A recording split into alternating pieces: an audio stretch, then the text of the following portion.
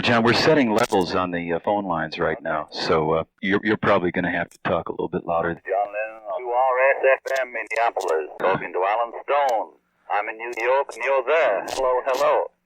Well, we want to thank you for the call. It's nice to get in touch with you after playing your music for all these years. Oh, I thought it'd be good, you know, and if I can't be somewhere myself, why not do it on phone, you know? That's really nice. We played the Christmas message several years ago, and well, I had a few questions I'd like to ask you. Great, okay, fire away. Okay. When Little Richard gets on TV, he talks a lot about what a great influence he was on you and in the early days in Germany and all. Yeah. And what went on? Well, he does exaggerate a little, you know. He was a great influence on us, but it was mainly before he ever got to England, you know. It was on record. Say how he sat and taught Paul how to go, woo, right? Well, we'd already got that down quite well by the time we met him, you know. And a combination of him and the Isley Brothers twist and shout, and you get the Beatles going, woo, whatever we did, right? And when we played with him in Hamburg, because we were overawed, you know, just seeing him, which I still am if I see any of the old rock and rollers, you know. I mean, I'm still a big fan when I see them. I lose my tongue and everything. That we used to stand backstage at Hamburg Star Club and just watch him play. So, and he used to just sort of sit and talk. He used to read from the Bible backstage, you know. And just to hear him talk, we just sit round and listen. But he never sort of physically sat down and said, here, you do this and you do that, you know. The main influence was his records. He always says he got us the work, you know. It was Brian Epstein that brought him to Hamburg, and it was Brian that brought Little Richard to Liverpool as a promoter. Now, what Epstein used to do in those days was get a fairly established star, put them on as top of the bill, which was deserving, right? And then he'd put his local attraction, which would be us, on as second top of the bill, meaning we closed the first half. So it got us exposure, right? And that's how he played it. And in Hamburg, we were already well established in Hamburg. By the time Richard and the other people came to the Star Club, we'd already blown the town wide open at the top 10 and different other places. The Star Club wasn't even open in those early days. So that's the answer to that one. But I still love him, and he's one of the greatest, so I don't mind what he says, you know. John, we like your new album. Other than the new album, and I got the feeling that you'd worked very hard on it, but other than the album, you know, in the last several years you've been into some lithographs, some drawings and things. You've been very active in a lot of political trips. Other than music, what else are you into right now? Where are you going? Actually, very little. Even when I'm in the political stuff, I convert it into music. It's like I'm a mincing machine, you know, and things get fed into me and they come out as music one way or the other. And even though I think I'm not involved in music, you know, it just always gets back to that. So I think it's probably evident on the album. I just sort of resigned myself almost, but in a pleasant way, thinking, well, you know, it always gets back to music, so get into it. So it was almost like, oh yeah, I'm a musician, I think I'll get back to music. And that's how I felt. And that's just about what I'm doing. I just finished working with Harry Nilsson when I went into my album. And I'll probably just go back in the studios and start another album, you know. It's like I'm suddenly re-interested in the music, you know. Not to be boring, but that's just about what I'm into all the time now. And just sort of took a little break almost from music, you know, although I'm still making it. But now I'm suddenly interested again, you know, I can see possibilities again, whereas before I felt a little bored, you know. Is this it, you know, just making albums? And then I suddenly realized, well, this is what I wanted, so get in it.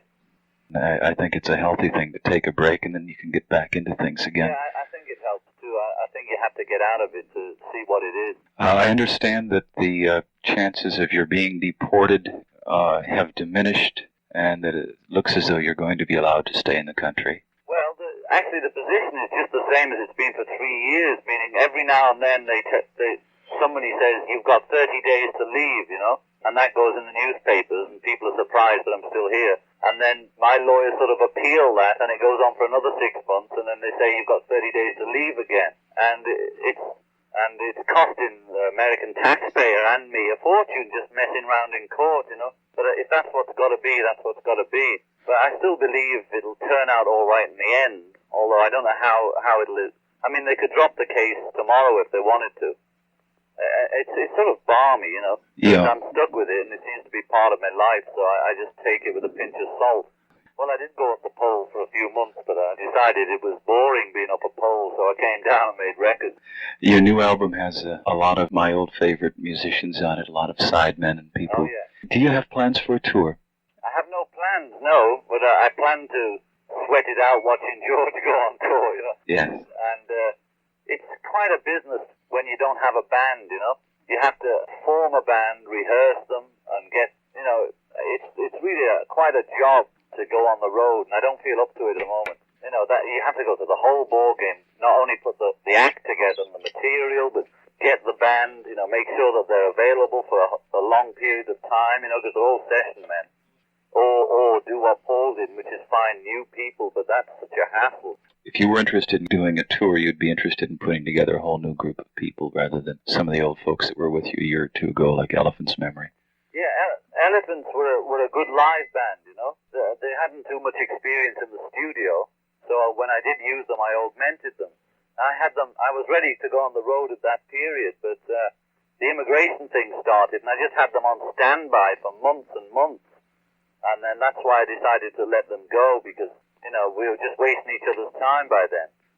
And then whenever people say, well, why don't you do this concert or this show, or why don't you do a tour? Just the idea of starting from scratch with another band, even if I used Keltner and Jesse Ed and Klaus, it's still a lot of rehearsal, you know. And it really puts me off, you know, and I really do have more fun in the studio. You know, I like the complete control business. It's like making a painting, you know, when you're in the studio. But on stage, it's like sort of almost discussing making a painting. You know, it's a different kind of art to, you know, paint in front of thousands of people. I've heard the advanced tapes of the new Badfinger album, which sounds really good. Oh, that's a good band, you know. I don't see why they don't get on with it. Their new album's going to be released probably toward the end of the year, and it's going to be a really good rock and roll album. I think it may be their best album in a while. I wish them luck, because they're a good team, and Peter Ham writes some nice stuff. We have a birthday coming up soon, October 9th, I believe. Oh, yeah. I'll be 34, my dear. I'll never be as old as Elvis, so that keeps me going. The Harry Nilsson album. How did you manage to produce that album so fast? Well, believe me, it went on longer than normal. With my own albums, I'm usually in the studio at maximum 8 weeks. Like on Walls and Bridges, this one was out now. I was only 6 weeks in the studio. Now with Harry's, we were in there about 3 months, because Harry's heavy weather, you know. And, well, I just found myself hanging around with him in L.A., and all we were doing was getting into trouble, you know. But whenever the trouble was printed, it was only my name that got in the paper. So I said, listen, this is dumb, you know. Whenever we go out, we get into trouble. My name goes in the paper, and you're still laughing, so why don't we do some work instead? So he says, all right. So we went in, and we got all our friends together, and we had a good time in the studio. And that's how we did it. I didn't think it was particularly fast, you know. It's not as fast as I normally like to work. Enjoyed it. It was an experience working with him. It's early fall 1974. You're feeling pretty good, and you're interested in making music again. Yes, I am. I'm almost ready to go in and do another album now. John Lennon, thank you very much for calling. It's a pleasure, Alan, and keep breathing that fresh air. Best of luck. Hi, this is John Lennon on KQRS, AM and FM in Minneapolis, and hi to you all, and rock on.